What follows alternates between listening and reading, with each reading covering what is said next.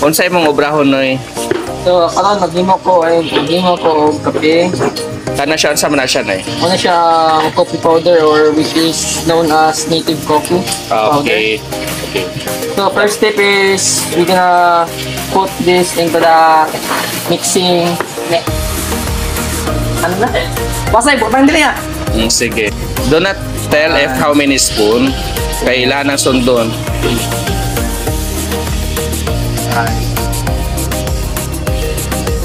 Wala to sa kibaw pila ka spoon. Ay na lang isulted pila ka spoon. Then after that, Then, butangan na to siya og ininit na tubig. So, magamit na yung traditional method. yes, traditional way of making a coffee. Mayo diri no kay kanang always yun mo galimpyo sa area. There are areas nga kanang hugaw jud lang tawon, daga kayo ko nakita. Na kay kape good eh. So, dapat kape ko. Correct. Kani siya mga nidigi di malikayan kay stains naman ni siya no. Pero Hindi gina matanggal. oo. Paliko na tingnan nila. Nandun siya mga... Okay. Didira na siya sa Greta's Cafe Located at in front of St. Francis Parish in Old Escalante. Barangay Poblacion. Yes. Old Poblacion.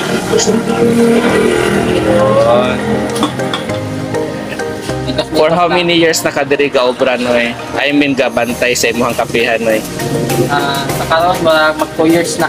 Pero pila na ni ka years ang Greta's Cafe? Mag 100 years na. Pila ka years? 100 years. Wow. 100. Wow. Are you sure? Oh, kay ano may pang-apat na generation na. Wow, kadugay no. Grabe gid. Ako pang-apat, mami pang-tatlo. Lamig gid na siya no. Gadagan ang panahon, syempre gamahal pud ang mga palitonon no. That is why di ligid pwede nga dili gid magpasaka og price no. Kanang ma-afford na sa tao. Kaya di ka magpasaka og price, ang imong business mao ay delikaduhan. Wow, lalo. I-invite na sila noy. Okay na siya. Coffee na siya. Ba't dungagan pa nato niya kay special mo kayo ni. Dumagat siya o hot water. Okay.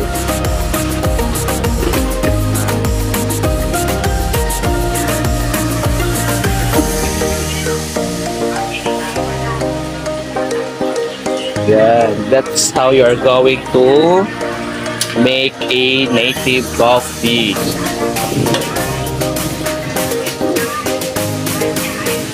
You just need hot water, then a number of spoons of a native coffee powder.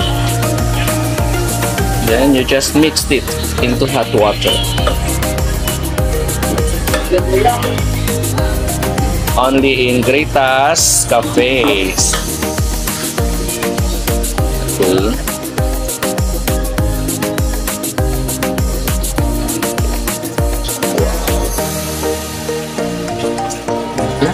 Okay, nice one. Bye-bye.